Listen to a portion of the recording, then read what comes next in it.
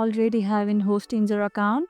Let's log into your Hostinger account and manage your site with ease. First, open the Hostinger app or visit hostinger.com on your browser. Tap login and enter your email and password, or if you used Google or Facebook for creating your account, you can log in with that instead.